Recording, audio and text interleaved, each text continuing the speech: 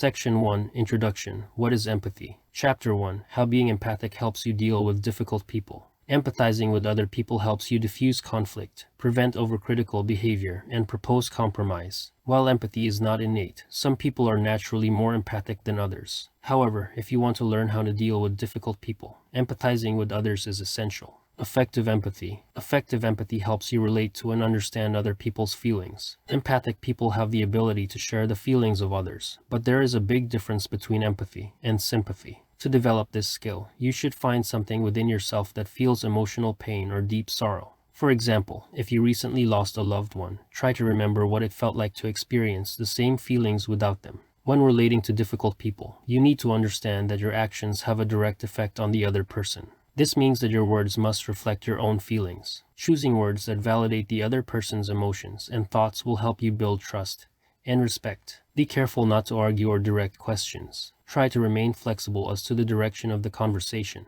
Affective empathy is important in dealing with difficult people. Cognitive empathy is the process of imagining what another person is going through. This is the first step to forming empathy. You can also try to visualize yourself in that person's situation. Once you have an idea of what they are going through, you can begin to express your own feelings. This is important when dealing with difficult people because it can help you build rapport with them. So, if you are surrounded by difficult people, remember to practice this skill. In order to develop an effective way to show empathy, you need to learn to set aside your own perspective and see things from the other person's perspective. Empathic people recognize that a certain behavior is a reaction to prior knowledge or experiences. They also know when to ask for more responsibility or to share their feelings. Empathic people also practice their skills. In this way, they develop a stronger relationship with others. The ability to develop emotional empathy is essential to relating to difficult people. It can help you diffuse conflicts, avoid overcritical behavior, and propose solutions. It is not innate and some people are more empathetic than others. However, if you have a good empathy for others, you'll be able to connect with them on a much deeper level. There is a difference between cognitive and emotional empathy. Stepping into another person's shoes. There are 4 basic responses to dealing with a difficult person. You can walk away, ignore them, or create space between you. Whatever you decide to do will depend on the individual and their circumstances. It's best to respond to a difficult person in a way that allows you to cope. Try putting yourself in the person's shoes. If they have a history of bad behavior, they may have a grudge against you. This might be a result of previous actions or words. It's not your place to judge their motivations. But if you're not sure of what they're aiming for, try putting yourself in their shoes. Try to imagine how someone else would react in the situation. If you're having trouble understanding someone else's point of view, try pretending to be them. Step into their shoes and ask them a series of open-ended questions to understand their perspective. Ask open-ended questions to clarify the situation and avoid making assumptions. Make a list of questions you want to explore. You can't know what they're going through, but you can't avoid getting emotionally involved in their problem if you don't step back. Putting yourself in their shoes helps you gain perspective on the situation. It also gives you a healthy physiological response. That's important when dealing with difficult people. Mindfully releasing emotions. One of the first steps to successfully addressing difficult people is to learn to release your emotions. Many people who find it difficult to deal with difficult people simply act out or suppress their feelings. Both of these approaches can have undesirable outcomes. However, acting out is often an unwise choice, as it can escalate the situation. On the other hand, suppressing your emotions can actually make the situation worse. Mindfully releasing your emotions is a better option. One way to release your feelings is to write about it. This can be in the form of a letter to the difficult person, or it can be as simple as writing about the hurtful memories that led to your anger. Writing about your feelings can help you identify with the feelings you felt in other parts of your life. When dealing with difficult people, you might be triggered by feelings that you had forgotten about. It is important to note that many people are taught to suppress their emotions. Mindfully releasing emotions is one way to make these feelings more acceptable in your life and your relationships. Another method to release your emotions is through doing something meaningful. A long walk through the woods or a mindful walk by the bay are examples of activities that can help you release your feelings. As you engage in the activity, your emotions will manifest in joy and a realization that you're moving on. The process will be more effective if you make the choice to release your emotions in an appropriate manner. Identifying difficult feelings and allowing yourself to recognize them before they manifest in crises is a crucial first step in dealing with difficult people. Learning to identify difficult emotions will help you stay in the present moment and prevent you from reacting violently. Mindfully releasing emotions allows you to deal with difficult people and get on with your life. You may even find that these difficult people help you become a better person, shifting your mindset to deal with difficult people. One way to overcome the stress and anxiety associated with dealing with difficult people is to change your mindset. Understand that difficult people are not the bad guys, they're just playing a role for your growth. Those who are difficult to deal with may actually be people you love deeply, or are playing the role of villain to explore aspects of themselves that you would otherwise not see. To shift your mindset, try to view difficult people as teachers who will help you grow. Another tip is to resist the urge to react. Reacting can make the situation worse. Instead, practice having positive reactions to difficult people. For example, when you know someone is running late, you might get angry or frustrated.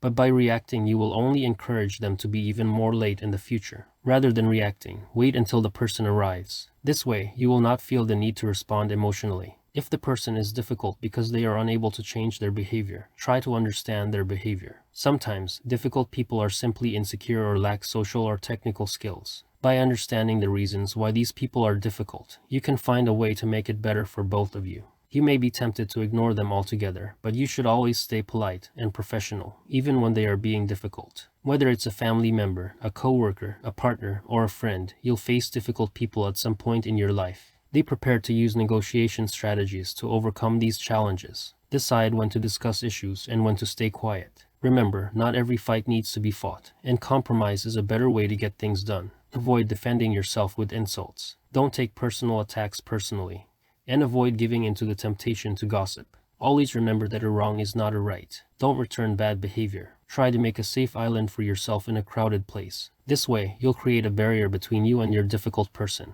But don't forget to ask for their perspective as well. Chapter 2: What is empathy? What are benefits of empathy, and how do you be more empathic? Empathy is the capacity to understand another person's experience and to feel their feelings. This ability allows us to connect with others and learn from their stories. Empathy can be helpful in a variety of situations, including overcoming prejudice and conflict. It is especially helpful in helping us to empathize with the less fortunate and the most vulnerable. There are many examples of how empathy can help us in our daily lives. Understanding others' emotions. Empathy is the ability to understand and respond to the emotional state of others. It has several consequences, including generating affective states in the self. Empathy requires regulation and control of our own emotion, because a lack of regulation can lead to emotional contagion and distress. Empathy requires emotion regulation because it is a crucial part of modulating our own vicarious emotion. It is also positively related to feelings of concern for the other person. While the instinct to care for offspring is probably genetically hardwired, it is not as clear why empathy may develop in humans. Empathy may have evolved to increase the likelihood of displaying similar behaviors. However, it is not possible to explain the emergence of empathy by using neo-Darwinian theories of natural selection. A more plausible explanation is social learning. Empathy can be felt for any target. Empathy requires a person to recognize that the other person is like him, herself, while establishing clear dividing lines between self and other. Self-regulation and mental flexibility are also important components of empathy. The brain circuits involved in emotion regulation include the hippocampus, insular cortex, and ventral striatum. Patients with prefrontal cortex lesions demonstrate poor performance on tasks that require empathy. Similarly, in the case of a person with a ventromedial lesion, they perform poorly on a faux pas task, but are normal and second-order belief tasks. The relationship between knowledge and emotions involves the insular and ventromedial cortices. Developing empathy. In the beginning, you must imagine yourself in another person's shoes. Everyone brings their own set of beliefs, values, and perspectives to every experience. These beliefs guide their actions. When you learn to imagine yourself in another person's shoes, you can develop empathy much more quickly. This process involves following the same steps as you would for other people, but you must make sure to pay attention to how other people react to different situations. Practicing being compassionate to others can improve your own empathy. Empathy requires you to listen to what another person is saying and thinking. You must also be able to question the accuracy of what you are hearing. Once you understand the other person's viewpoint, you can offer support and guidance. Developing empathy requires practice and dedication to succeed. Try being as attentive and observant as possible, and use your eye contact and gut instinct to understand the other person's point of view. Developing empathy will help you in your professional life as well. This skill is extremely useful if you work in helping professions such as social work or human resources. Empathic people are more effective at their jobs. Medical professionals, for example, are more likely to develop an emotional connection with their patients. Patients are more likely to disclose important medical information to doctors and nurses when they develop empathy. Furthermore, they will be more likely to listen to their medical providers and follow their advice. Understanding how other people think is a major key to developing empathy. You cannot truly understand another person unless you know their point of view. By learning about their thoughts, beliefs, and feelings, you can develop empathy for them. However, being empathetic is easier said than done. Therefore, the first step towards developing empathy is to break free of your comfort zone and try new things. When you're uncomfortable with unfamiliar situations, you can always apologize to them and learn more about them. Cognitive empathy. In some instances of cognitive empathy, we are able to fully grasp the minds of other people. This type of empathizing is called normative, and it is characterized by a capacity for complex solutions to the simplified problems of others. In other cases, we are able to fully understand the minds of other people, but only to a certain extent, due to partial transparency. While there are numerous examples of cognitive empathy, there are two main types, descriptive and normative. A common mistake people make is interpreting people's expressions and physical movements. Some people interpret smiles as joy, while others see them as sad. Consider what you know about the person before making a judgment. Lastly, keep in mind that we are biased, and that we tend to be too quick to assume. When building cognitive empathy, try to think about how much you can learn about the person. If you are able to understand their perspective on certain situations, you can become more successful in your personal relationships. Humans have limited capacity for empathy, as it is limited to our own capabilities to monitor the cognitive states of other people. In addition, our perceptions of their own cognitive limits and performances are also variable, resulting in a low level of cognitive empathy. Cognitive empathy may be a critical process for the development of many human traits. The goal of cognitive empathy is to help us understand the perspectives of other people. The ability to understand perspectives is fundamental for a variety of psychological and developmental processes. Intergroup empathy. Empathy bias is a powerful psychological mechanism influencing how people respond to others in conflict. Developing empathy for others is essential in becoming an effective global citizen. Ultimately, empathy for others is a moral responsibility. In addition, it can translate into genuine concern for others. While this isn't a cure-all, it can help to promote more social harmony. In order to increase the level of intergroup empathy, there must be a competitive threat. This threat can be eliminated by communicating the in-group superiority. A winning competition will generate intergroup satisfaction, but it can also foster further competitive tendencies. In addition, winning the competition may promote counter-empathetic responses towards the outgroup.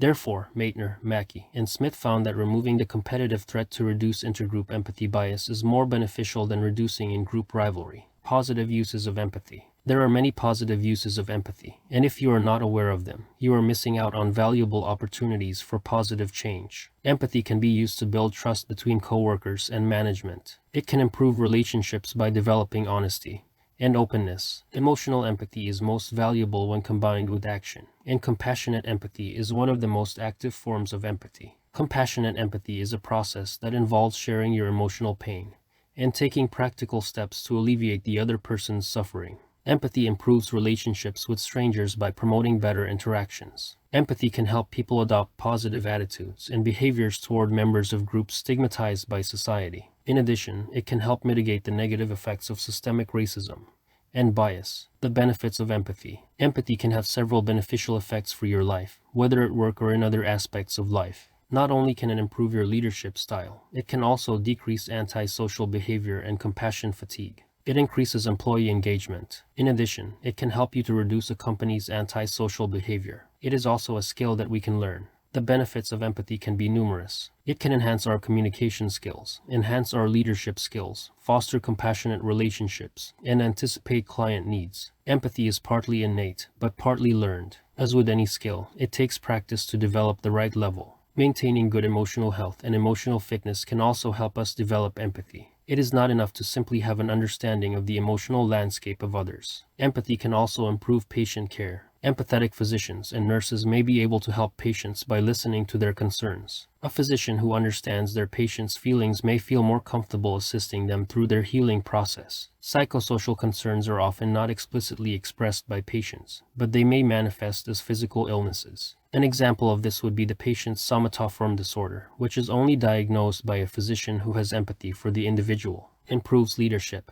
Empathy can improve leadership in a number of ways. Empathy involves understanding the needs of the next person and developing others' talents. When employees see a manager's efforts as an attempt to fix their own problems, they are likely to respond accordingly. In addition, empathy improves collaboration and productivity. Often, a manager who is able to read nonverbal signals improves teamwork. But there is a more practical application of empathy in the workplace. As a manager, demonstrating empathy can benefit both your team and your business. While management has always said to leave their personal lives at the door, employees are more stressed than ever. Their personal lives tend to overlap with their professional obligations. Managers need to realize that people are people with feelings outside of work. By displaying compassion to your team, you can support their efforts to meet their goals. Empathy is an invaluable skill for any leader. In addition to making your employees feel more confident, leaders who are empathic are more likely to build meaningful relationships and foster helpful behaviors. Empathy isn't a new skill, it just has a different meaning today. Empathy makes a big difference. It improves employee performance, improves organizational cultures, and fosters positive relationships. For this reason, empathy improves leadership.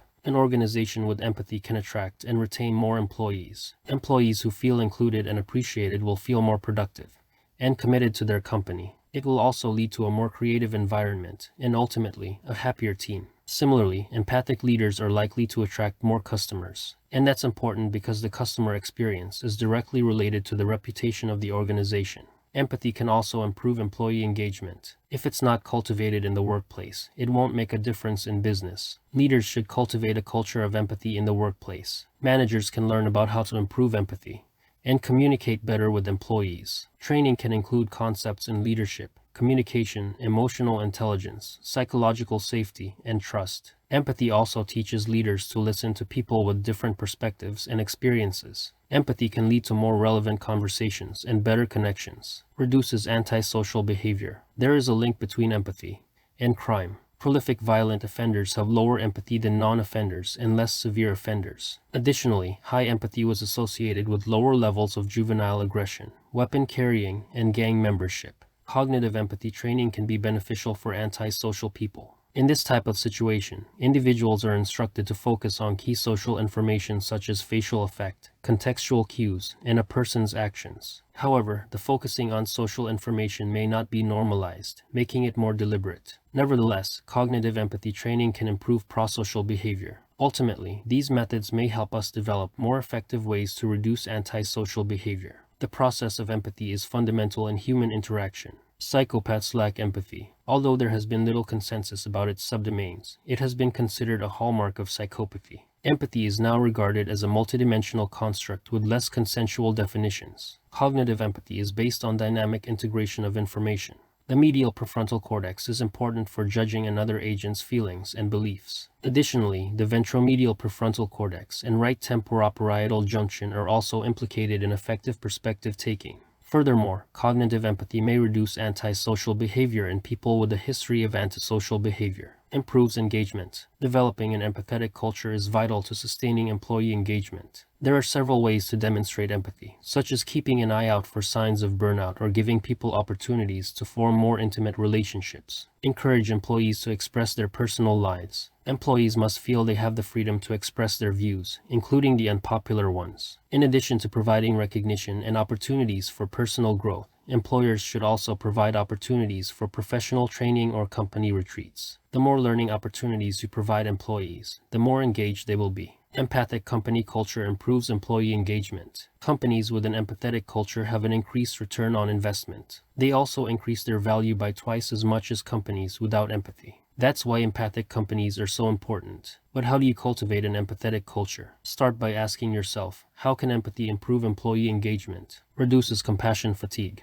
Many factors can contribute to the development of compassion fatigue. Some people are more vulnerable to this problem than others. For example, people who dedicate their lives to helping others are at a greater risk of becoming overwhelmed by their work, leaving little energy and compassion to care for themselves. First, try to separate your work and personal time. Develop rituals and schedules that separate work and personal time. You might go for a walk, take a bike ride, or just talk about something other than work. Practicing self-awareness is a key to minimizing the occurrence of compassion fatigue. A few simple changes to your life can help you avoid reaching the red zone. These include keeping track of your own priorities, set aside time for personal activities, practice meditation and yoga to help you get away from your work, avoid blaming other people. Taking legal action against your workplace is not the way to heal. An adversarial attitude will only create more pain and delay healing. Rather, seek legal counsel to resolve the situation without leaving your job. For now, hold off on looking for another position. Until you can find a suitable alternative, you should continue to be compassionate towards your colleagues. If you are already working for another medical organization, don't look for it immediately. Take time for self-reflection. Identify what is important to you, and live according to these values. Try developing principles of practice that will guide your actions. It will make it easier to practice compassion fatigue prevention strategies. By establishing these principles, you can ensure that your workday is not a time to get overwhelmed by compassion fatigue. You can avoid this problem by following your values and living within them. If you are a healthcare professional, this is particularly important because it will affect your mental health and performance. Transcendental meditation is a great way to combat compassion fatigue and build resilience. And the need for greater resilience in nursing is clear. This has helped hundreds of nurses to increase their emotional resilience through meditation. But this practice is not just for therapists. In fact, it can help everyone in any field. How to be more empathic. When you interact with people, it's important to understand their emotions and how they are feeling. Learning to pay attention to subtle changes in energy or tone of voice can help you be more empathic. Learn to stay emotionally attuned and practice managing distractions. Practice observing others as if you were observing them. It can take time, but it will be well worth the effort. Importance of practicing empathy. Being more empathic is an important skill for people. Being empathetic allows us to see the world from the other person's point of view, which helps us to identify challenges and opportunities. Using empathy can also help us to create better relationships. It also helps us to build rapport and promote trust, both of which are critical to success. Empathy can also help us understand why some people do what they do, so we should try to understand these factors before we reach any conclusions. Being empathetic can help you make better decisions. Empathy helps us to find the most appropriate arguments when in conflict. The only way to come up with a solution that is mutually beneficial for both parties is by understanding their feelings and those of other people. Empathy can improve communication skills and help us build compassionate relationships. We can also anticipate the needs of clients. Empathy is partly innate and partly learned. Practice is key to finding the right level of empathy for yourself and for others. To be more empathic, you have to make a commitment to learn more about different perspectives. Practice empathy by reading articles written by people from different backgrounds, volunteering at social organizations, or simply starting conversations with strangers. You will notice how others react differently to situations and be able to understand what they're going through. It takes practice and patience, but the rewards will be enormous. While genetics and socialization play a major role in our ability to be empathetic, many of us are not trained to be compassionate. Our empathy levels are strongly affected by how we relate to others and the environment. Increasing levels of stress in our society and social conflict are all rooted in a lack of empathy. In addition to these external factors, we may not be aware of the role of our own actions in causing this feeling. Emotional empathy is particularly valuable in the workplace. It helps build trust between team members and managers and encourages openness and honesty. But it is most valuable when it is accompanied by action. Compassionate empathy is the most active form of empathy. In this way, we can take action to alleviate the pain of another. If we can be more compassionate, we can increase people's value and empower others to take responsibility for the problems in their own lives. Importance of perspective taking. The ability to put yourself in another person's shoes is a crucial skill in becoming more empathic. Empathic accuracy enables us to identify emotions, engage with others, and care for their feelings. It's an important skill in the workplace, where the quality of our responses depends on how much we care about others. A strong understanding of perspective taking is associated with increased empathy. It correlates positively with state empathy and self-other overlap, but this effect is not universal. For instance, people who are more empathic tend to express more empathy when they identify with the target's perspective, regardless of whether that person is a victim or a perpetrator. Empathy is a multifaceted skill involving a combination of different mental processes. For example, newborns experience contagious crying long before self-awareness begins to emerge. At about 18 minutes 24 months, when children begin to display pro-social behavior, the ability to understand another's experience without emotional cues develops. Eventually, these skills are correlated with the development of our mental imagery and memory systems. Importance of being able to mediate emotions. In addition to being a powerful trait, empathy can trigger anxiety or depression. When we have high empathy, we might notice our own internal turmoil in relation to others and the world around us. To prevent these symptoms, we can learn how to mediate our feelings. Empathy is not the same as compassion. Sometimes an empath gets stuck in the feeling stage and is unable to help. By releasing emotions, empaths can move on to the acting stage. This process may involve validating distress, providing distraction, or offering positive support. Meditation helps to release these feelings so that empaths can act on their empathy. Empaths should also develop strong boundaries. Unless they learn to mediate their emotions, they may withdraw from stressful situations and end up being too emotional to help others. One way to improve your empathy is to observe people's feelings. Observing others' emotions can help us regulate our own feelings and avoid emotional overwhelm. It can also help us develop helping behaviors. When we are more compassionate, we are more likely to do helpful things for other people and ourselves. Empathy can help us become more understanding and compassionate. It can also help us to build a stronger sense of compassion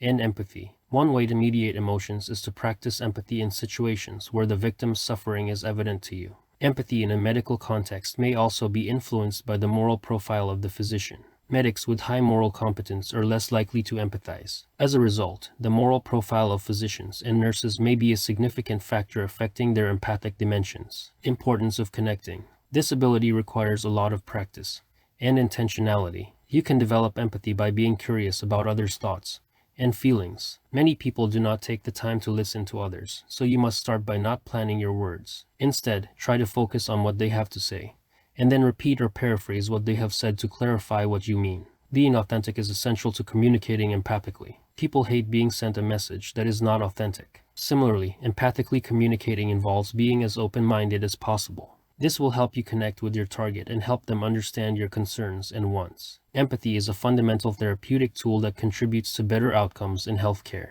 Empathic health professionals can detect the user's experience and worry and create a therapeutic relationship based on this understanding. Empathic healthcare professionals will be more effective in eliciting therapeutic change in patients. In addition, they will understand the needs of their healthcare users, and the results will show. Clinical empathy has two major aspects, the cognitive and the affective. When a patient feels empathic, they will give a fuller history and adhere to the recommended course of treatment. Clinical empathy requires an engaged curiosity, which means that it reflects both the clinical goal and the patient's condition. It is vital to understand how to connect with the other person when communicating empathically to achieve the best possible results. Empathy can be a valuable tool for building rapport with others and promoting trust in any organization. Empathy can also help you come up with creative solutions for problems. Empathy can help you put yourself in the customer's shoes and understand their perspective. This way, you can adapt your own style to suit their needs. For example, you might create a new product that meets a specific need. Chapter 3 is for emotion regulation, how to be cool, calm, and collected. The aim of this chapter is to explore the role of emotions in interpersonal relationships and the role of emotion regulation in social interaction. Emotion regulation can help us improve our interactions with others. No one likes to communicate with someone who is not emotionally calm. Mindfulness practice improves people's well-being. It may also be one of the most powerful means of promoting better emotional regulation, as will be discussed later. People who practice mindfulness in life are more likely to develop greater levels of resilience. In addition to these benefits, mindfulness can enhance social interaction skills and social prospects. This is good news for people looking to improve themselves. Importance of emotion. Emotion regulation is related to social participation. Emotion regulation is a complex process that is influenced by a variety of factors. People who have learned to regulate their emotions are less likely to have conflict with others in social situations. As a result, it's important to develop strategies to improve emotion regulation in order to reduce aggressive behavior in social interactions. Influence of emotion regulation on interpersonal relationships. People are able to regulate their emotions in different ways depending on the context in which they occur. The types of emotional expressions that are acceptable in different cultures are also different. Moreover, there are cultural differences that influence emotion regulation, and the societal norms that govern emotions. For example, the child seeking comfort from his mother seeks the soothing touch of his or her mother. Similarly, social sharing can be categorized as an intrinsic response-dependent strategy. When a listener responds enthusiastically to one's good news, the child may feel that the message has been received. Studies have shown that healthy emotional development in infants and toddlers occurs in the context of positive ongoing relationships with nurturing adults. Children are particularly sensitive to emotional and social stimulation. They are more likely to accept responsibility for their behavior and to handle conflict well. Self-motivation is a skill that helps an individual achieve internal gratification. Empathic behavior helps an individual understand the dynamics of social relationships and reduces negative effect. In short, a calm person can better connect with other people. What is humility? Humility may be one of the best ways to improve your emotional regulation to help you keep calmer. Let's begin with the definition of humility, which emphasizes the low regard one has for himself and others. Also, humility has a religious connotation, which includes the recognition of one's place in relation to deities. In some cultures, humility is viewed as an essential attribute in the pursuit of religious piety. In other cultures, it's considered a virtue and a sign of spiritual maturity. Characteristics: the humble person understands their limitations and is willing to take help.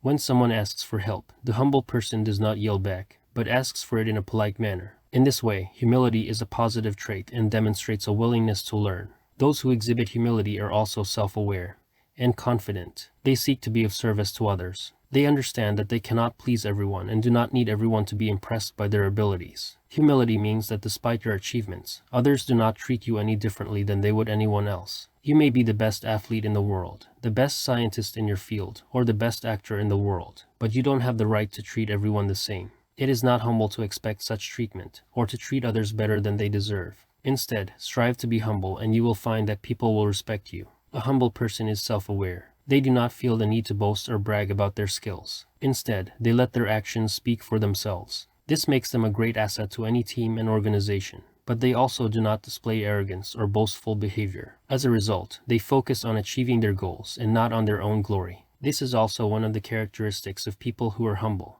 A person who possesses the qualities of humility will become a better leader and competitor. When people are humble, they won't take themselves too seriously, and they will be more able to overcome the obstacles in life. It's no wonder they do well in the workplace. They are able to overcome their shortcomings and succeed with their hard work. So, don't worry if you lack humility. There are people who have a great deal to offer. Meaning, the dictionary's definition of humility stresses a low sense of self-worth and low self-regard. A humble person will gain the trust and respect of others. This allows him to get valuable input from others. It also allows him to receive feedback from other people and make them feel important and valuable. A humble person is kinder, more considerate, and more self-controllable. As a result, they are better able to focus on organizational goals and personal objectives. Lastly, they are more reflective, better thinkers, and better decision makers. Humility can be an important characteristic of any religious group. For example, a person can be proud of his country but still be humble and recognize that others have equal potential and value. In the same way, religion promotes humility and makes people realize their own worth. The virtue of humility is closely linked to religion and spirituality, and in our secular society, we tend to think of humility as being self-indulgent. So, how can a person develop a humble attitude and benefit from a spiritual approach? One of the most important things in addiction recovery is humility. Humility is a virtue that enables a person to acknowledge his or her mistakes and accept defeat. A person with humility will be more open to getting help than someone with arrogance. This can even make a person more competitive. In fact, humility can improve a person's performance in a competitive environment and make him or her a better leader. If someone lacks humility, it will be easy for them to become arrogant. Significance. The significance of humility can be measured through a variety of measures. Self-report measures of humility have been associated with improved well-being, decreased depressive symptoms, and increased positive emotions. In general, individuals who are humble are more likely to be able to accept their faults and learn from them. The perception of self-depreciation and humility was also positively associated with perceived sincerity. The researchers showed that these two attributes were associated with elevated physical attraction. When perceived as insincere, the effect was not as powerful, but nonetheless important. It is also possible to increase the patient's trust and subjective assessment of health conditions. This suggests that humility improves the perception of self-deprecation and trustworthiness among a population of people. Examples. Humility is the attitude of being grateful for other people's talents or skills, and this is one of the main attitudes that characterize humble people. Humble people acknowledge their shortcomings and give credit to those who contributed to their success. They also recognize that mistakes are inevitable and teachable. Humility enables a person to see mistakes as a valuable learning experience, and it helps him or her not to feel envious of others. Many examples of humble behavior are found in real life. For example, parents sacrifice their personal needs for the good of their children. Football players acknowledge their teammates' contributions. These individuals demonstrate humility by being patient and accepting criticism. In addition to these examples, people are able to learn from the examples of humble behavior of celebrities in various fields. A humble leader always looks out for the best interest of the team. They also make sure to assess their abilities and are open to new ideas. Humble people are aware of their worth and don't feel the need to show off their knowledge to other people. They recognize that their peers value them as individuals and do not seek to be the center of attention. Successful people often fall prey to arrogance and self-indulgence. Humility halts this self-indulgence trap, encouraging them to give credit where credit is due and remain focused on their path to success. Examples of humility in the Bible include the Lord Jesus Christ. The Bible's writer, the Apostle Paul, describes Jesus as the greatest example of humility. Paul teaches us to follow Christ by acting from a place of humbleness, and not from conceit and self-aggrandizement. Humility means being concerned for others and looking out for their needs. There are many biblical examples of humility, but the most renowned one is of course the one who came down to earth in a lowly form. Symbolism. The word humility is derived from a Latin root that means low. The modern meaning is to see one's own value as equal to another's. Humility often manifests itself in a self-sacrificing attitude, such as by stepping out of the spotlight to help others. Humility is also symbolic of submission. But why does humility have such a strong connection to food? What does it mean to be humble? The Greek god Eidos, goddess of shame and shyness, symbolizes humility. She restrains human beings from doing what is wrong. In the Bible, humility is a sign of God's strength and purpose. In the Bible, Moses was a great example of someone who showed extreme meekness and humbleness, and he is a hero revered by followers of the Christian, Muslim, and Jewish faiths. While the basic meaning of humility is about being polite and kind, its importance should not be overlooked. We live in a high-paced world, and having a humble attitude will help us achieve our goals. Sports people are famous for being able to perform at crucial moments. A great soccer player can turn a game with a bicycle kick. And in the business world, there are some great leaders who crack deals or innovate, unlike egoists who seek praise in return. People who are genuinely humble often have a heart of gold. In general, people who are humble have a genuine desire to help others. In fact, being humble means showing compassion.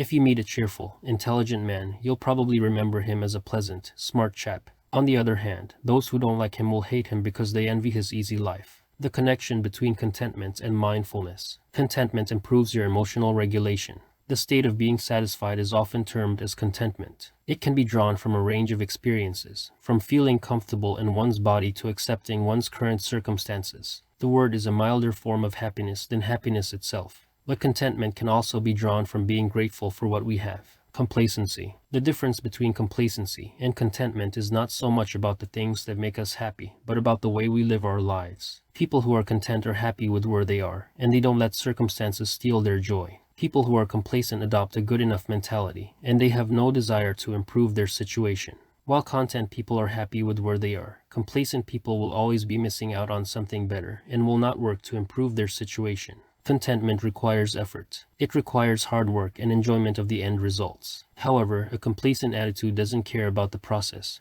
or outcome. A complacent attitude makes it difficult to see your own accomplishments. Whether you're content with the status quo or have ambitions for a better future, contentment means hard work. If you don't care about the process, it will only lead you to be unhappy in the long run. Contentment is a spiritual journey that takes us beyond our natural limits and into God's will. The goal is to learn to rely on God and to rely on Him when circumstances demand it. It doesn't mean that we don't feel joy or satisfaction. It simply means that we are thankful for God's provision. Content people recognize their limits and follow the Lord's lead intentionally. So, how can we learn to become more content? By following Paul's example, we can become better people in every aspect of our lives. Contentment is not a sign of mediocrity. Instead, it's a sign of productivity and contentment. In contentment, you're doing things from a place of comfort and equanimity. A content Jeopardy contestant has all the time in the world to think freely and approach the final round of the game with a positive attitude. Whether she answers the question correctly or not, she'll have fun.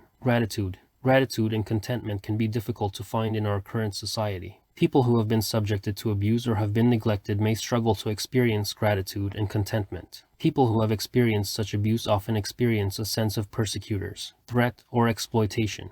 Gratitude can be an important part of a person's life and can help shield them from depression, suicide, and other symptoms. Gratitude and contentment are closely linked. Those who are less materialistic tend to be more satisfied and grateful. Moreover, people who consider their positive experiences more are likely to take altruistic actions and contribute to the happiness of others. In short, gratitude is an important key to achieving contentment and happiness. By practicing gratitude, we can change negative circumstances into positive ones. We don't need to be enlightened by the latest scientific research to understand the link between gratitude and contentment. People who regularly express gratitude report greater happiness and are less likely to suffer from depression and anxiety. However, this practice isn't for everyone. People who practiced it reported feeling more satisfied with their lives. They also reported greater optimism about the future and felt a deeper connection with others. The practice of gratitude could result in lower mental health issues and improved relationships. There are many benefits to gratitude. People who are content and grateful spend less money on material goods than those who are not. They value what they have more than material possessions. They also spend less money trying to keep up with their neighbors. They aren't as stressed out about money and feel less pressured to keep up with them.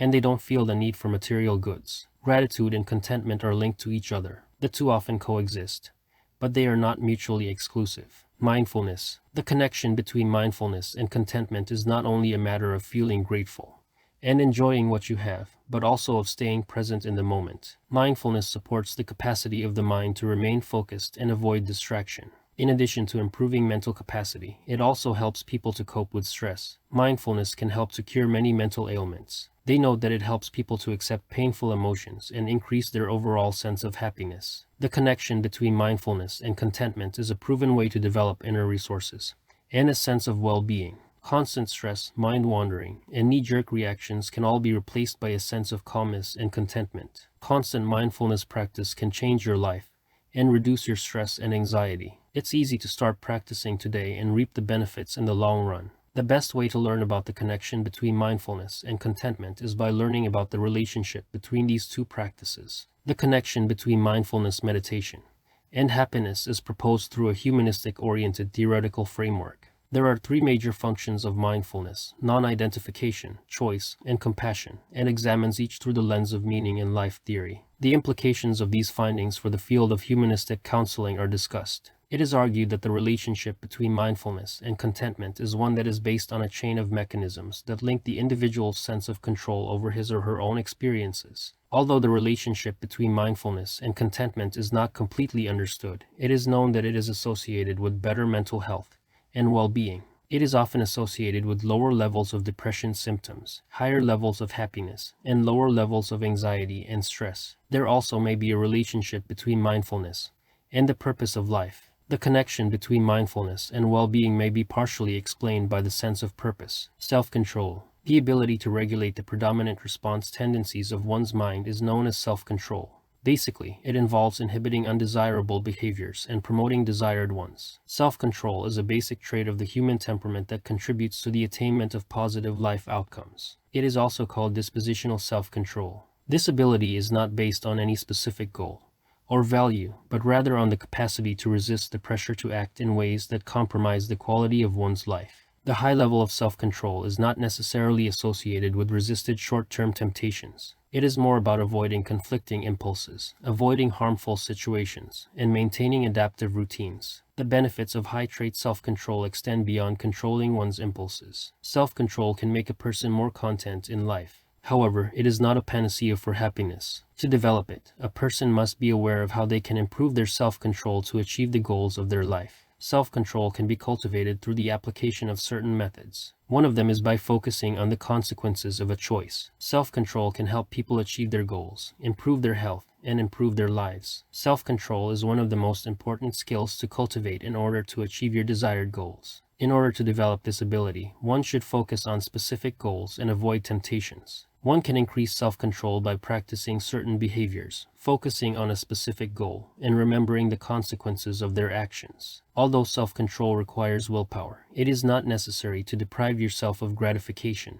It can mean sacrificing a certain experience for the purpose of achieving a goal. For instance, a dieter can avoid going into a bakery, as the temptation to eat a delicious cupcake is higher if they don't go in. Although self-control doesn't bring immediate satisfaction, it does lead to long-term contentment. Eliminating neediness. Eliminating neediness can help you become more emotionally calm and collected. A lack of self-confidence and lack of confidence in oneself are common causes of neediness. As a result, needy people often put up with substandard treatment and don't believe they deserve better. Counseling, meanwhile, focuses on needs instead of addressing the underlying issues that cause neediness. This approach fails to address the root cause of the problem and may even make the situation worse. Socializing reduces neediness. Stress management techniques have been shown to decrease neediness. They reduce anxiety and the impulse to act on neediness. Socializing can also foster healthy dependency, which involves valuing relationships and being direct in your requests. It may also help a person avoid feeling needy. Keeping alone time is also important. It will help you learn how to communicate with your partner without becoming needy. Neediness in others. In the quest to make any relationship work, many people mistakenly confuse codependency with high maintenance, excessively demanding relationships. While codependency may be a common trait, expressing your emotional needs is healthy and perfectly normal. However, when done out of necessity, and in pursuit of self-worth, this behavior becomes problematic. If you find that you are experiencing neediness as a result of a person's high-maintenance behavior, it may be time to seek out professional help and support. First of all, you should know that neediness often occurs in people with low self-esteem. People who experience neediness are usually undervalued and seek relationships that show their worth. They cling to people because it reflects their own values and needs. But when a needy person feels valued, he will reflect that value and behavior in others. You might think that the process of eliminating neediness is easy. In reality, it takes more than a mental health professional to make a relationship work. You have to take the time to understand others' perspectives and find ways to make it work. Initially, it may be necessary to explore your behaviors, past trauma, and patterns of challenges in your relationships. Then, you can move forward and take positive action. People who are unable to understand a needy person's needs may have a difficult time relating to others. As a result, they often try to hide their true needs, or to fulfill them in a roundabout way. This may end up being worse than before. Ultimately, this approach has the potential to change your life forever. With a little support, you can eliminate neediness and regain your sense of self-esteem. Become valuable enough to be non-needy. The needy are those who are stuck in soul-crushing jobs because they value the prestige. On the other hand, the non-needy value their time, skills, and talents, and they look for work that challenges them. Needy people go on dates with the intention of impressing the other person. They drop hints about school, money, and important people. The non-needy, on the other hand, tries to build a relationship, avoiding situations that trigger neediness. The first step in avoiding neediness is identifying what exactly triggers it in you. Reflect on your own past behaviors and what others say about you.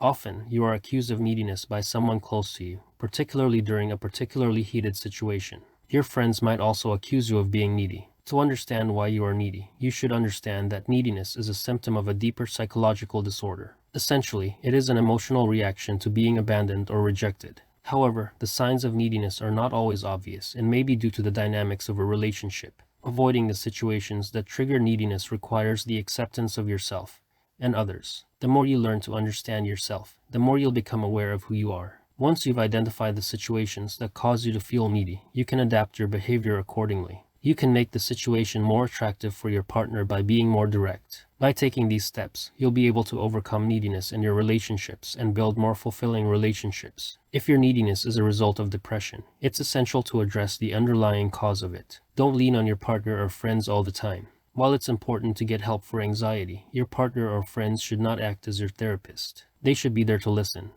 but they shouldn't act as your therapist. Find and talk to a therapist you can trust if you must. The best way to handle neediness is to acknowledge and address it. Meditating reduces neediness. Buddhist teachings emphasize long-term psychological restructuring. Neediness is deeply rooted in our normal human psychology. It drives much of our conscious thinking and decision-making. The Buddhist teachings address the root cause of neediness, an inflexible need to feel validated, or to get our way. Anxiety arises when this need is fading. By meditating, you can overcome this tendency and reduce neediness. One of the best antidotes for neediness is time alone.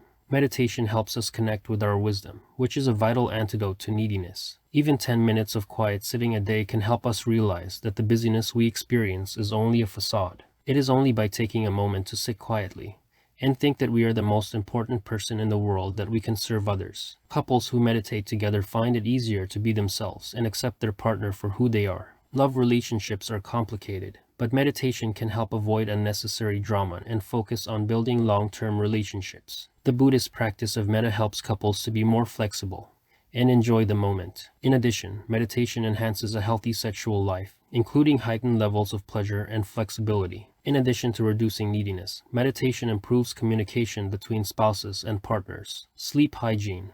How to tell if you're practicing good sleep hygiene. Adequate sleep is important in achieving emotional regulation. What is sleep hygiene? Essentially, it is a set of behavioral and environmental practices that promote good sleep. These practices were originally designed for people suffering from mild to moderate levels of insomnia. Today, clinicians are increasingly implementing these practices with people who suffer from other conditions as well. Good sleep hygiene. Good sleep hygiene involves many different practices that help you get a quality night's rest. A healthy sleep routine is essential for a normal night's sleep, as well as full daytime alertness. Avoiding stimulants such as caffeine or alcohol close to bedtime can disrupt the normal sleep cycle. Exercise is another habit that promotes sleep. While vigorous exercise is good for you, avoid it right before bedtime. Taking a walk or swimming is a great way to relax and initiate a restful night's sleep. If you can, make sure your room is cool, with the temperature at approximately 65 degrees Fahrenheit. Invest in a blackout curtain or eye mask to prevent light from disturbing your sleep.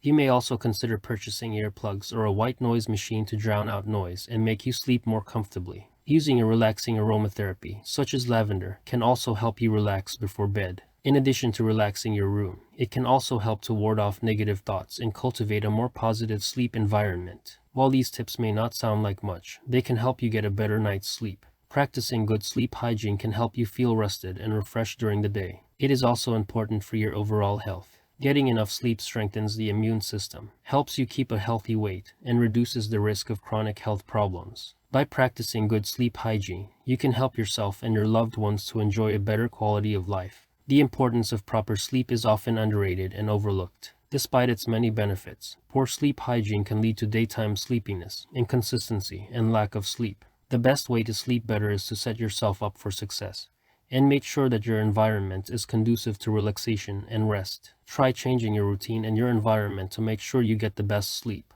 You will be surprised at how much better you feel in the morning and during the day. Incorporating these tips is easier said than done. Try incorporating 1 or 2 a day. However, if none of these work, bookmark this page and review it regularly. Even if you can't implement all of them at once, you can still have a good night's sleep. This way, you'll never be awoken by an alarm clock or a snoring bed partner again. Having a comfortable mattress is an important part of good sleep hygiene. Not only does it help you get a good night's rest, it also allows you to fall asleep faster and stay asleep longer. Besides being important for your health, good sleep can improve your productivity and quality of life. Many people have problems with poor sleep, and it can have negative effects on their overall quality of life. For this reason, it is essential to take the steps necessary to improve your sleep hygiene. Signs of poor sleep hygiene. Poor sleep hygiene is a symptom of mental health problems, such as anxiety, and it can exacerbate the symptoms of depression and anxiety. The signs of poor sleep hygiene include difficulty falling asleep, frequent nightmares, and excessive sleepiness during the day. If these symptoms are frequent and you have tried a variety of solutions,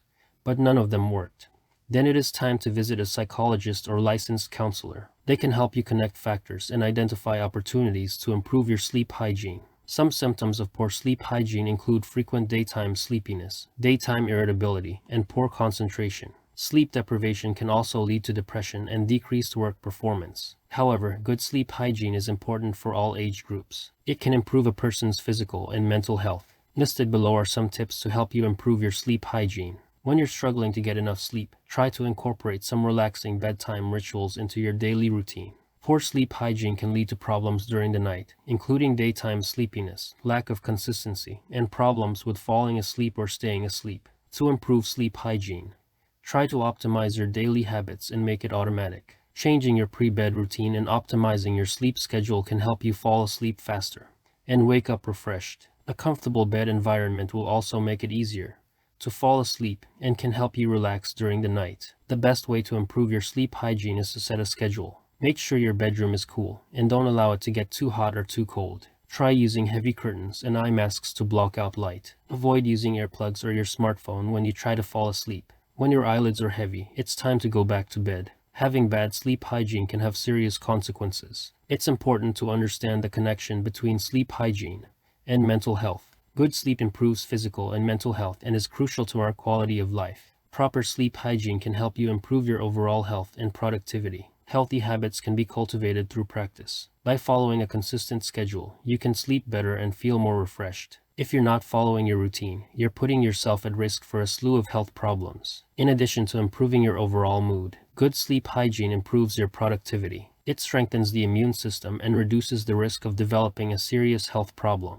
Proper sleep hygiene also improves memory, concentration, and problem-solving skills. The effects of sleep hygiene cannot be quantified in words. It is not a cure for sleep disorders. The practices of sleep hygiene are intended to help normal sleepers. However, if your sleep is less than perfect or if it is interrupted, consult a doctor. Impact of poor sleep hygiene on health. Sleep deprivation has detrimental effects on your mental and physical well-being. Even simple lifestyle changes can make a big difference. Insufficient sleep can have a significant negative impact on your mood, productivity, and overall health. If you experience sleep problems, here are some tips for improving your sleep habits. Improve your sleep hygiene by following a consistent and healthy routine, avoiding caffeine and alcohol, and not reading or watching TV for several hours before bed. Poor sleep habits also cause you to experience fatigue and lower energy during the day. This can make your performance at work and in social situations difficult. A cup of coffee in the afternoon may help you feel more awake during the day, but it can cause you to stay up past your bedtime. Sleep is essential for cognitive function.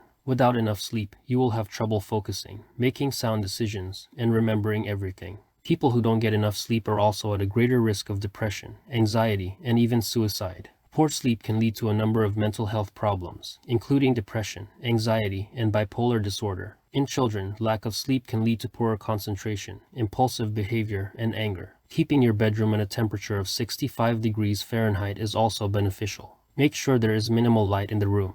If possible, use eye masks and heavy curtains to block out light and noise. If you suffer from insomnia, use earplugs, a white noise machine, or a fan to drown out the sound. Even a scent like lavender or chamomile may help you get into a calm state of mind. Sleep promotes many vital functions in your body. It also provides a valuable time for cells and tissues to heal. In fact, your body performs most of its major restorative functions while you are asleep. The effects of insufficient sleep on these functions are often irreversible. It is important to get quality sleep for optimal health. This is essential in maintaining a healthy lifestyle. You can even make better time management with proper sleep hygiene. Poor sleep is linked to many mental and physical ailments. Many people mistake skipping sleep for being strong and productive. Chapter 4M is for mental health. Good mental health is a prerequisite to healthy social interactions. Many poor social relationships can be linked to poor mental health and vice versa. However, identifying this is key in improving how well you deal with others. The better your mental health is, the better your relationships will naturally become. What is good mental health? In general, we can define what is good mental health as a feeling of well-being. Positive mental health is a feeling of confidence, self-acceptance, and life satisfaction. It can affect your relationships, your ability to make decisions, and other aspects of your life. Your perception of a situation can change due to a limited viewpoint or chemical, hormonal balance. When you have good mental health, you are able to make better choices and have a more enjoyable life. Positive mental health. The notion of positive mental health is a moving target that encompasses a wide variety of concepts. The positive mental health scale was first defined by Jehoda in 1958 and comprises 6 pillars: self-awareness, acceptance of oneself, self-reliance, understanding one's strengths, initiative, and self-esteem. In addition to these pillars, other concepts defining positive mental health include social integration, self-actualization, and environmental mastery. Another component of positive mental health is autonomy, which is defined as an individual's right to determine his or her own behavior. In other words, positive mental health involves the freedom to make personal choices and make informed decisions. The goal of positive mental health is to achieve optimal well-being, and behavior must be motivated by self-awareness. This is especially important in developing positive relationships with others. Those who practice self-awareness are more likely to engage in positive activities such as volunteering, seeking opportunities to contribute to the community, and achieving goals. Self-compassion may also be a pillar of positive mental health. It enables adaptive emotion regulation during stressful experiences and protects the individual from the in-depth activation of psychopathological cognitive schema. This new study confirms the importance of focusing on positive mental health. Furthermore, it shows that self-compassion is a powerful resilience resource that functions as an adaptive emotion regulation strategy. We also need to understand how self-compassion protects against the negative relationship between positive mental health and psychopathology. Self-acceptance. Self-acceptance is a key element of mental health. This state of being acknowledges your own complexity and abilities, while also acknowledging that you can make mistakes and achieve significant accomplishments. It also helps you not rate your own worth by other people's standards, such as those of the society around you. Self-acceptance is a powerful tool in treating psychological disorders, such as depression and anxiety. Learning to accept yourself is not an overnight process. It takes time, attention, and perseverance. While it may seem counterintuitive, self-acceptance is essential to mental health. By confronting unpleasant feelings, we can learn to cope better with our problems. Our subconscious mind is trained to avoid unpleasant emotions, but this is only a short-term solution. Self-acceptance requires us to explore our feelings with cool detachment. Instead of avoiding them, we can learn to accept them as part of our humanness and our way to a better, happier life. Lack of self-acceptance can develop as a result of negative childhood experiences that focus on the person rather than their actions. People with low self-acceptance may find it hard to speak about their mistakes and lack self-love. As a result, they may experience negative emotions, a lack of self-love, and an overall negative outlook on life. People with low self-acceptance may feel unsure of their identity and are hypercritical of their mistakes. Life satisfaction. In addition to a positive psychological state, life satisfaction is associated with greater physical and mental health. People with high life satisfaction report higher levels of performance and social relationships. Life satisfaction can be measured in many ways and can be based on various factors, such as economic materialism. People who are materialistic report lower life satisfaction than non-materialistic individuals. The best way to measure overall life satisfaction is to identify the factors that matter to you. Confidence. Confidence is a necessary aspect of good mental health. If you have low self-confidence, you may find it difficult to make decisions, meet people, and do new things. Low confidence also makes you avoid risk-taking activities, which can lead to negative cycles. Confident people are more likely to succeed and feel more happy in their lives. Besides, confident people feel more comfortable with criticism and feedback. Therefore, they don't feel bad when someone points out their weaknesses. They are actively working to fix them. The condition of your mind can change over time depending on your capacity to deal with life's challenges. However, good mental health is a key factor in maintaining good physical and mental health. Self-confidence is an essential part of mental health. This article will explore the relationship between self-confidence and good mental health. Self-esteem refers to your opinion about yourself. It consists of 4 components: identity, competence, connectedness, and confidence. Lack of confidence affects one's ability to connect with others, and it is often the result of a negative perception of one's abilities. Low self-esteem is caused by negative experiences and how others treat us. In addition to being surrounded by negative people, you may be in an environment that erodes your self-esteem and makes you feel inadequate. In these circumstances, doctors should be consulted to diagnose any mental health issues and to offer treatment options. Autonomy. Psychologists often ask, is autonomy good for mental health? It is important to recognize that the term autonomy is more complicated than most people might think, and that it encompasses many different aspects. First, it can refer to a person's ability to decide what to do for their own health. When it comes to severe mental illness, autonomous patients are expected to make their own decisions, manage pertinent information about treatment options, and evaluate the consequences of treatment. There is an association between job autonomy and psychological well-being. Job autonomy may improve mental health in a variety of ways. Moreover, job autonomy and psychological well-being are positively related. Job autonomy is a valuable resource that can help workers feel happy. However, the relationship between job autonomy and psychological well-being may be weaker at higher levels of autonomy. In addition, job autonomy may not be as significant in jobs with a tradition of delegating decision authority. Overall, job autonomy improves the quality of life across different types of work. Life purpose. A sense of life purpose is linked to physical strength.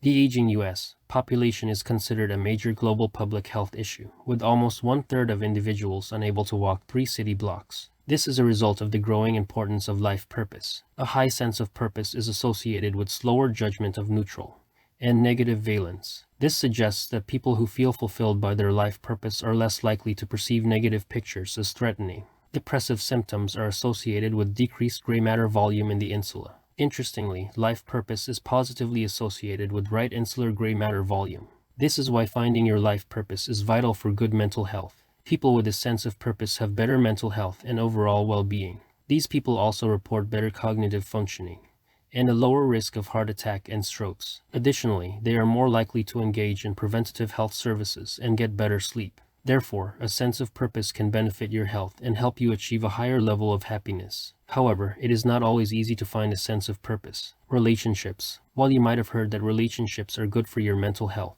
this is not always the case. Even the best relationships can have a few problems. Your partner might work night shifts and make finding housing difficult. Even the most romantic couples can get into arguments over the smallest of details. Compromise and open communication are important parts of a healthy relationship. But a partner with mental illness may not be as easily persuaded to compromise. In addition to supporting each other's efforts to improve their own mental health, healthy relationships also promote physical health. Healthy relationships are characterized by open communication, positive conflict resolution, and positive habits. Couples who share a commitment to healthy habits are less likely to engage in unhealthy activities, like alcohol and smoking. They also engage in physical activities together. In addition, healthy couples share a passion for healthy living and root for each other, which encourages them to improve their own well-being. Being in a good committed relationship increases immune function and reduces cortisol levels, the stress hormone. Couples also tend to live longer and have fewer health problems than singles. In addition, the social support of a romantic partner can reduce feelings of loneliness and depression. In addition, just knowing that someone cares about you can boost your mental health. But there are some ways in which relationships can be bad for your mental health. What is bad mental health? There are several factors that can affect your mental health. We'll look at some of them, as well as their symptoms, treatment, and long-term effects. You'll have a much better understanding of what bad mental health is and how to best manage it. Symptoms. Bad mental health can be dangerous to your overall well-being. There are several common symptoms of bad mental health that can affect you. You may experience aggressive communication, restlessness, a lack of concentration, and suicidal thoughts. To improve your mental health, you should avoid social media and stay close to supportive friends and family members. Try to find something that makes you happy to read or write about. You might be able to find some inspiration by doing so. Behavioral health disorders are serious and often affect a person's ability to function properly. The symptoms of this condition may be difficult to identify, but many people experience them. The symptoms may include a reduced ability to focus, extreme feelings of guilt or shame, a decrease in energy levels, or a distorted perception of reality. The person may also experience difficulty completing daily tasks, change in school performance, or excessive worry. Behavioral health disorders affect about 20% of the population and affect the way a person thinks, feels, and acts. They may make it impossible for the person to perform daily tasks, interact with others, or even think clearly. As a result, early identification and treatment of these disorders are essential to improving one's quality of life and preventing them from becoming serious and limiting. It's essential to consult a healthcare provider to determine whether a mental health disorder is the root cause of the condition. The symptoms of mental illness can affect people of all ages, races, religions, and income levels. They are not the result of personal weakness, character, or upbringing. Most cases are treatable. Active participation in treatment plans helps most individuals suffering from serious mental illnesses experience relief from their symptoms. There are many types of treatment available for those with serious mental illness. The early signs of mental health issues vary from person to person, depending on the type of disorder. They may affect an individual's emotions, thoughts, and behaviors. Early symptoms of mental illness can also manifest as physical ailments, such as aches in the back, stomach, or other types of pain. If you are experiencing any of these symptoms, consult with your doctor as soon as possible. It may be the first sign of a more serious mental health disorder. Causes. People with poor mental health can't enjoy a fulfilling life and can be at risk for physical and social problems. This is why public health professionals work to promote healthy behaviors and develop effective interventions to help individuals fight mental illnesses. Moreover, the goals of public health include preventing disease, improving lifestyles, and detecting and responding to health problems. In addition, the field of mental health is becoming increasingly important given the prevalence of the condition.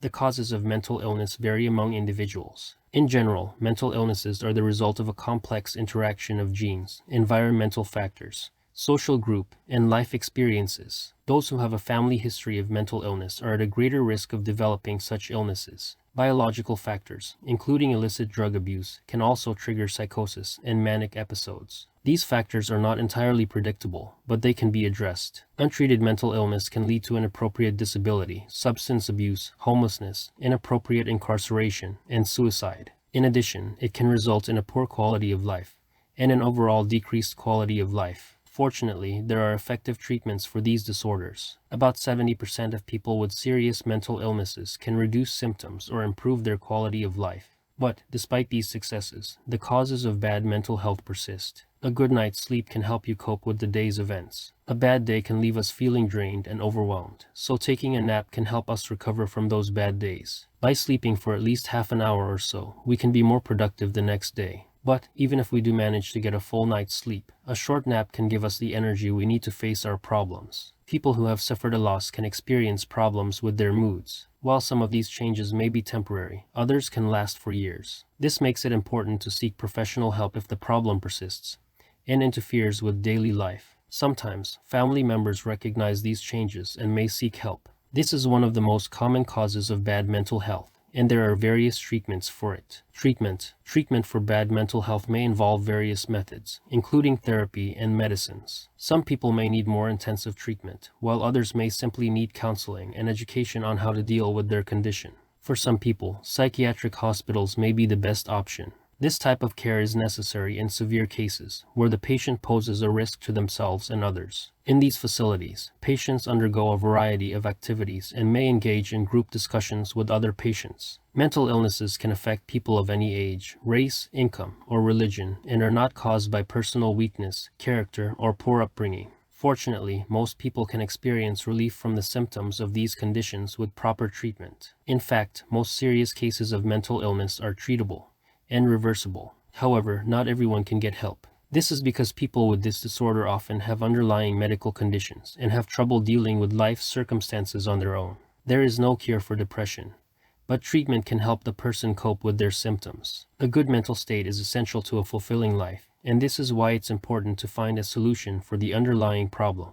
Treatment for bad mental health can improve your life and reduce the risk of future disorders. Fortunately, there are many effective treatments for these conditions, and 70 to 90% of people improve their symptoms with the right treatment. A doctor can diagnose a mental health disorder through a series of tests, including physical exams. Some doctors may also administer questionnaires to better understand your symptoms. Online mental health tests, on the other hand, don't require a medical professional to administer them. They can provide insight, but they're not as specific as a physical exam. Your primary care physician can also refer you to a mental health professional. You can also contact your local mental health organization for more information. Some people are unable to deal with their bad mental health without medication. Medication may be prescribed in order to manage symptoms and get the person back to a normal life. Some medications increase the absorption of feel-good chemicals from the brain. Others increase overall levels of feel-good chemicals in the body. Various lifestyle changes may also be necessary. You should consult your physician or psychiatrist before beginning any new treatment plan. The aim of mental health treatment is to stabilize the condition and prevent it from recurring. Long-term effects. Developing a poor mental state can have a negative impact on social and cognitive function, as well as your energy levels. Taking care of yourself is essential to maintain your overall well-being, but mental illness can make it difficult to achieve this. People with mental illness may not feel motivated to engage in healthy behaviors, such as exercising, so they may choose unhealthy habits, such as smoking and abusing substances. All of these actions can lead to poorer health outcomes. Leaving untreated mental illness can result in unnecessary disability, substance abuse, homelessness, inappropriate incarceration, and suicide.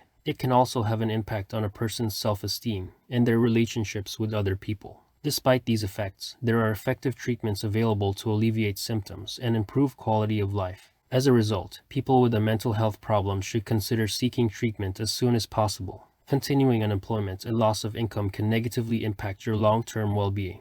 Numerous pre-COVID-19 studies have linked unemployment and income loss to increased risk of depression and suicidal thoughts. Moreover, these effects are higher for people with low incomes. Even worse, these effects are cumulative. For instance, a person who has experienced a natural disaster, such as a hurricane, may experience increased anxiety or depression, which can lead to a poor mental state. People who suffer from severe mental health conditions are at increased risk of extreme weather events, such as drought. The effects of extreme heat are particularly severe for people with a mental illness. Furthermore, psychiatric medications may interfere with their ability to regulate heat, making them unaware that their body temperature is rising. Additionally, those with mental illness are more likely to be poor, and their lives are dependent on infrastructure, medications, and service chains. In addition to natural disasters, a recent pandemic has led to a decrease in the number of people with a stable job. This has caused more stress and created barriers for people with mental illnesses. A recent study showed that a higher percentage of young adults reported depressive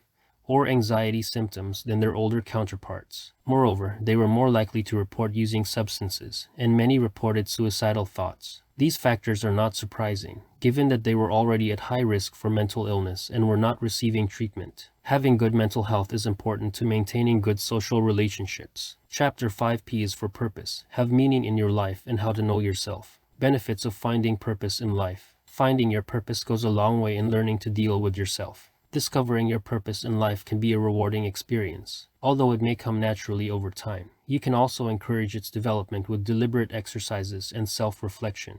You might also want to consider talking with someone about your purpose in life to make it more personal and meaningful. Finding a purpose in life. The benefits of finding purpose in life are many, and they go well beyond personal satisfaction. It's possible to find joy in a job, pursue a passion, or even volunteer for a cause you believe in. Finding purpose in life is an excellent way to boost your energy and reduce stress. You'll be able to tackle every situation with greater creativity and fewer excuses. You'll be more successful and feel more content. Purpose can be found in any career. If you love giving haircuts, it might be your purpose. If you teach kids, you could find meaning in creating an environment where students can learn about the arts and other disciplines. There are 9 paths to purpose. Career counselors and therapists can help you clarify your unique purpose and find it. Knowing your purpose strengthens your sense of self. It gives you an explanation of your values and your passions. Having a sense of purpose is associated with lower mortality. Researchers in the United Kingdom tracked more than 7,300 people over 14 years and found that people with a strong sense of purpose were more likely to live longer. The findings indicated that people who feel their life has meaning and purpose were less likely to suffer from disabilities. A sense of purpose is also associated with better blood pressure, lower cardiovascular risk, and better sleep.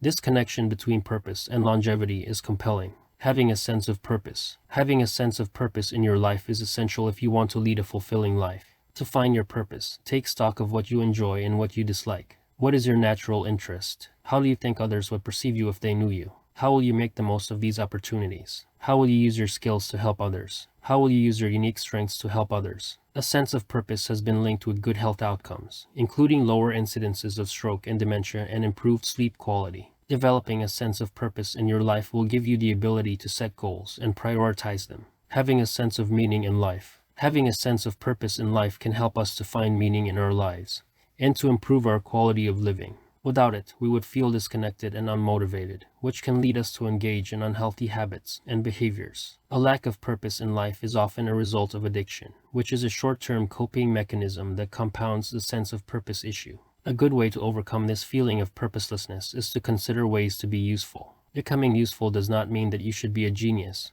or a philosopher. It is a simple matter of taking ownership of your life and making it count for something. People who have a sense of purpose in life have higher self-esteem, and they are less likely to engage in harmful behaviors and habits. People with a strong sense of purpose tend to engage in more physical activities and have better eating habits, which promote overall health and happiness. For this reason, having a sense of purpose in life is important. It makes it easier to enjoy everyday tasks and not feel like you are wasting your time on useless activities. A sense of purpose can be a drive to serve others or to fight injustice. It can also be an internal drive to pursue long-term goals, build a growth mindset, and achieve a fulfilled future. A sense of purpose takes years to develop and may change over time.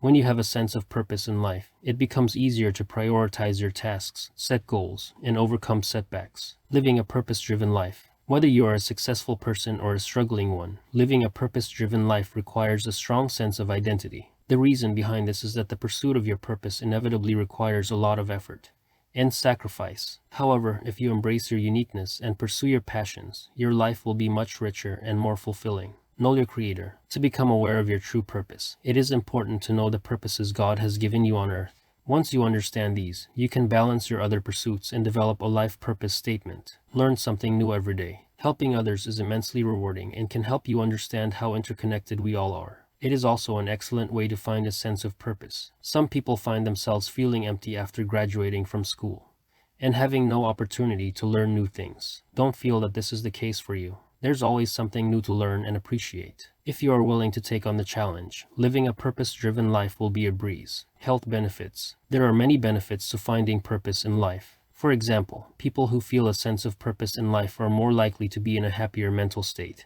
and have a reduced risk of developing a clinical stroke. Those who felt a higher sense of purpose were less likely to suffer a stroke, while those with a lower sense of purpose were nearly twice as likely to die. In addition, older adults who experienced higher senses of purpose and meaning reported better sleep quality and had fewer problems with restless leg syndrome and sleep apnea. Having a sense of purpose also gives people a sense of meaning in life. People who have a sense of purpose tend to take better care of their bodies and are more likely to use preventative health services, which can have a positive effect on their health. They are also more likely to move and use preventative health care services. People with a sense of purpose are more likely to be physically active and use preventative services, including physical activity and exercise. Another study found that people who have a high sense of purpose in life were significantly less likely to develop Alzheimer's disease. People who felt a high sense of purpose had a lower risk of depression and other mental health problems. Furthermore, those who found a high sense of purpose in life also reported fewer symptoms of neuroticism and negative affect. Have in peace. Living a purpose-driven life helps you focus your energy on fulfilling God's purpose. This will give you a benchmark of how much energy you use and how long you live. Without purpose, you will be wasting time on meaningless activities and are constantly in motion. Moreover, people who live their lives in constant motion tend to be frazzled, as they are trying to master everything. The benefits of finding purpose in life are numerous. To find your purpose, you need to understand your values and create a vision of your dream life. You need to take baby steps towards this vision. The best way to achieve your purpose is to trust your intuition and follow your gut instincts. You may choose to explore your inner self and learn how to co-create with the universe. The process of finding your purpose in life will require you to become clear about your values and what you truly want. Benefits of journaling for self-discovery and finding your purpose. You may have heard of autodidacticism, self-reflection, or journaling, but these methods are not suitable for everyone. The goal is to explore your own strengths and passions. It's better to focus on your strengths than on your weaknesses, and then you can maximize them to achieve your goals. Self-reflection. Many people say that self-reflection is the key to happiness and fulfillment, but what exactly is it? Self-reflection is a form of meditation where one gives serious thought to their character, actions, and motives. Self-reflection helps one become more objective and aware of what they are doing and what they are ignoring. It is also an excellent way to gain insight into one's strengths and weaknesses. Self-reflection is an important part of life, but it is not a way to go rogue or become reclusive. Instead, it's a way to learn about yourself and stop being stuck in a rut. There is no right or wrong way to do it. It's just about finding what works for you. No method works for everyone, so there's no one-size-fits-all approach. A powerful self-reflection exercise is visualization. Visualization involves closing your eyes and imagining a time when everything was perfect. Then, examine the themes that emerged from the visualization and think about whether these themes resonate with your purpose or not. Then, choose a new way to find joy in your life. This exercise is also a great way to discover your inner joy. You can conduct self-reflection anytime during the day. Early mornings are best for reflection, as these are quieter times when no one can distract you. Other good times to reflect include the evening before bed, where you can make observations and reaffirm your thoughts. If you can't spare a few minutes to sit down and write, consider setting a timer for 5 minutes. Journaling. One of the many benefits of journaling for self-discovery and finding your purpose is the ability to delve deep into your emotions. It helps you gain perspective and improve your mood. It helps you discover hidden insights and problem-solving skills. It can also be a great way to improve your confidence and self-esteem. Here are 5 reasons why journaling can help you find your purpose. Also, it helps you get in touch with your inner voice and clarify your goals. Autodidacticism. Self-discovery and finding your purpose through autodidacticism is the ultimate goal of all self-discoverers. This way of life provides you with the ability to challenge yourself, and you'll find yourself rising above the propaganda that bombards you with information from the mass media. Autodidacts are disciplined and courageous, but also willing to admit their ignorance of a particular subject. By learning a new subject, you can expand your horizons and take control of your life and your future. The most important trait of autodidacts is their curiosity, and they may go above and beyond what's required to become an expert in that field. They engage with like-minded people and experts in their chosen fields and quiz themselves to see how well they grasp the concept. They also regularly revisit material they've already learned, so they can see how their perspective of that subject has changed over time. Consequently, they can develop more effective self-discovery strategies. To become an active autodidact, you must decide what subjects and fields you want to learn more about. This may involve reading books or online journals, doing experiments, and drawing conclusions. Autodidacts should start small and explore multiple fields before settling on a specific one. The idea is to explore multiple knowledge sources and learn everything you can. The more you learn about a particular field, the more confident you'll become. While autodidacts are not dependent on conventional education or schools, they do acknowledge that education has to go on throughout our lives. Often, autodidacts take advantage of the knowledge that conventional education systems provide and add their own insights to the pool. But autodidacts are not necessarily isolated, as they often seek out instruction from family members, friends, and associates. But they often seek out other sources to obtain the knowledge they need to move forward in life. Exploring your passions. To discover your passions, it is important to ask yourself some questions. It may not be a complicated question, and it does not necessarily have to relate to your career or professional interests. If you haven't done much for yourself in your life, you may have forgotten about your interests. You can ask yourself these questions in a journal, and the answers you receive may give you some ideas for your passions. When you're passionate about something, you'll be willing to try it even if it means making mistakes. Passion is the result of action, and if you're not willing to put forth the effort, you will never find it. It's important to remember that passion does not manifest itself if you're complacent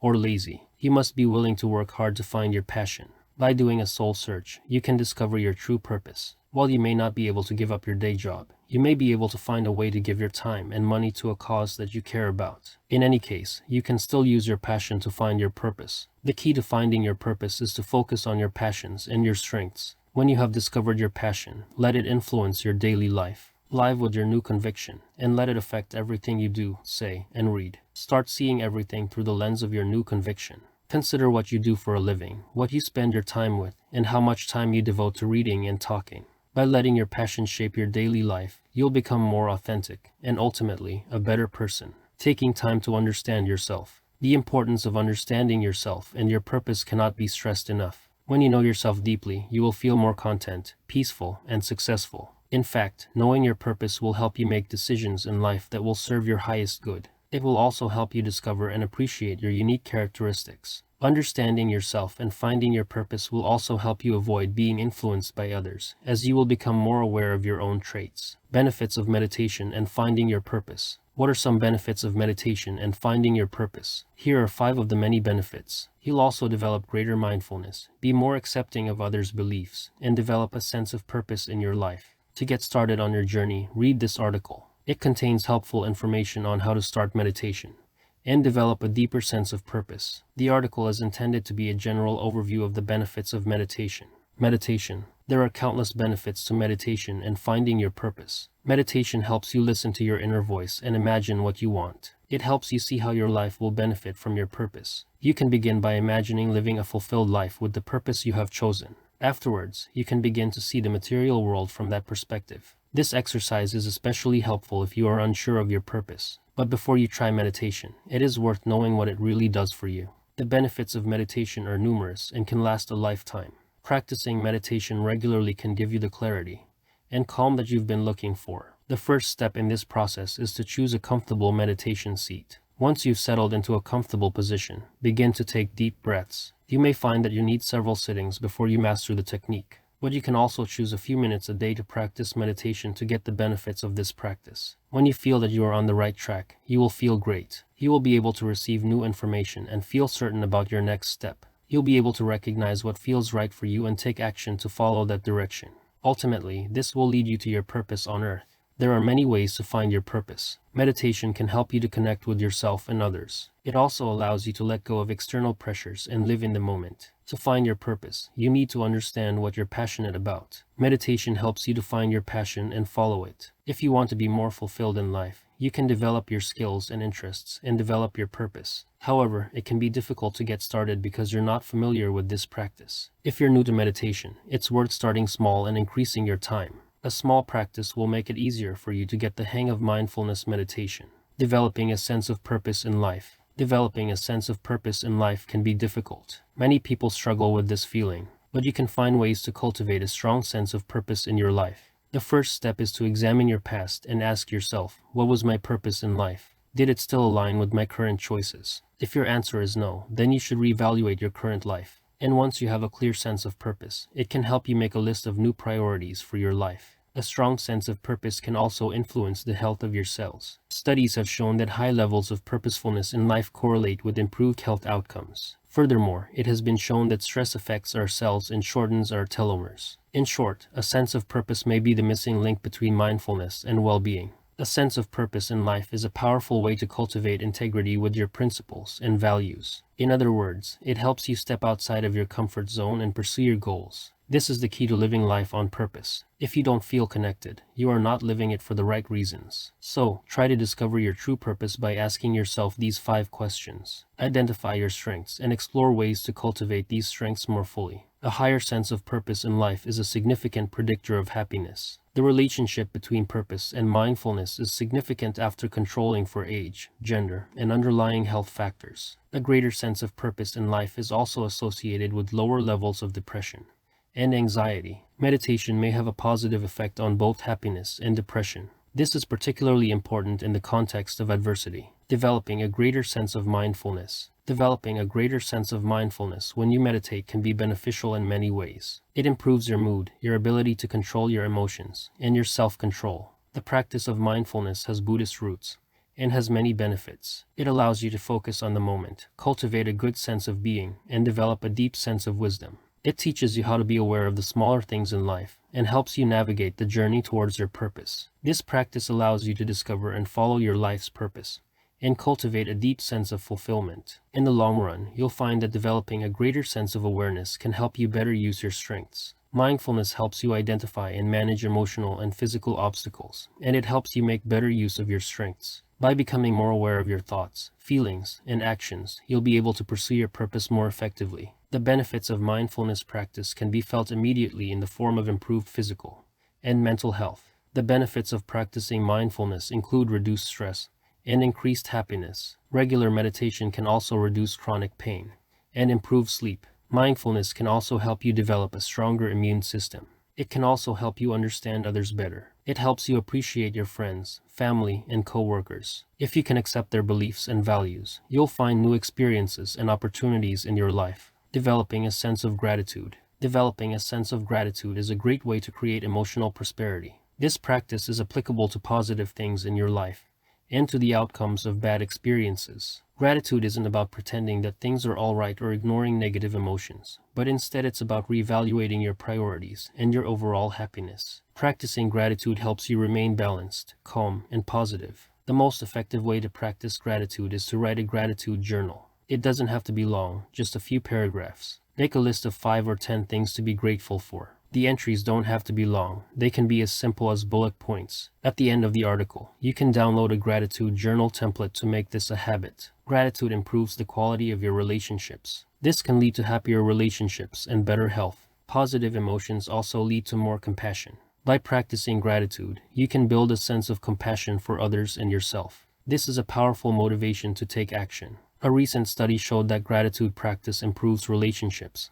It also boosted people's self-esteem and increased levels of mindfulness. Practicing gratitude is an easy way to improve your mental health and increase your happiness levels. It can also reduce your stress levels and even improve your immune system. Research shows that those who express gratitude have better relationships, are less depressed, and have higher academic performance. It can improve your physical health, too. By practicing gratitude daily, you'll see the positive impact in your daily life. Chapter 6 is for actualization. Live your purpose through self-actualization. The term self-actualization means living the way you were created. It encompasses many aspects of self-actualization, including your ability to achieve the things you desire in life. Explore the characteristics of self-actualized people, the steps you can take to achieve self-actualization, and famous examples of self-actualization. Ultimately, we want to achieve the same kind of fulfillment. Characteristics of self-actualized people. Self-actualized people are remarkably independent, despite being highly autonomous. They don't derive all their self-confidence from relationships and tend to be highly introspective. Self-actualized people do not have many close friends, but instead have a small circle of deep, meaningful connections. The quality of their relationships is important to them, rather than the quantity. They do not take themselves or others for granted and are never satisfied with their lot in life. As an individual who values their privacy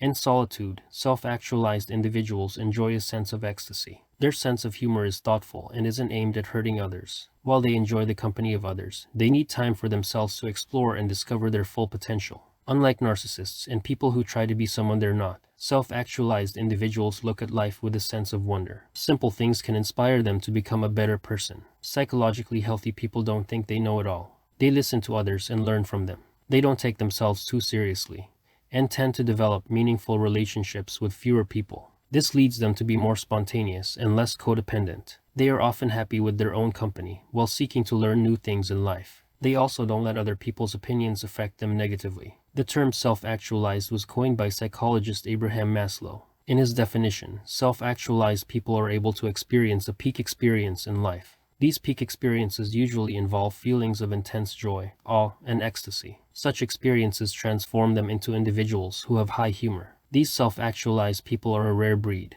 Maslow defines self-actualization as the fulfillment of one's highest potential. While it's possible to achieve self-actualization in different ways, there are certain common characteristics among self-actualized people. These include good psychological health, a strong sense of self-satisfaction, and a childlike wonder. This is the ultimate goal of self-actualized people. However, achieving self-actualization does not require perfection. Rather, it takes years of work. Steps to achieving self-actualization. You can achieve self-actualization in many ways, including by fulfilling your dreams, working towards your goals, or raising respectful children. Regardless of your chosen path, self-actualization is a process that should start with a deep appreciation of who you are. While some imperfections are fixable, others will stay the same for the rest of your life. Self-approval of one's appearance is a common source of stress. Instead, stop focusing on the negative and focus on your positive attributes. Self-realization enables you to become aware of your emotions and learn how to manage them. Instead of viewing your emotions as a source of anxiety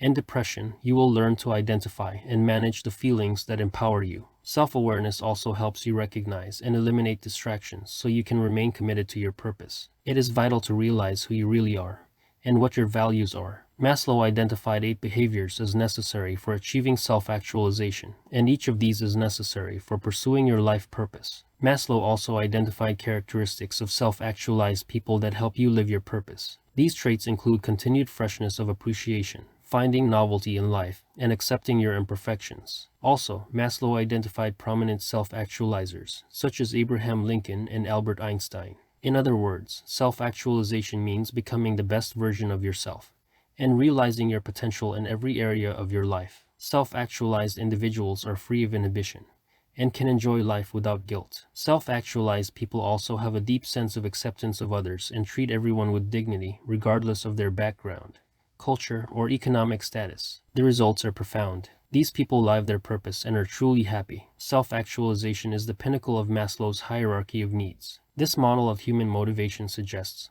that people should strive for self-actualization instead of meeting their other needs. Self-actualization is the ultimate goal of the human race, but it takes time to achieve it. Once you've done that, you can focus on what is really important to you. Write down your life story and identify hidden meanings. Your life story can reveal patterns of strengths and talents, passions for helping others, and your purpose. Writing down your life story can take time.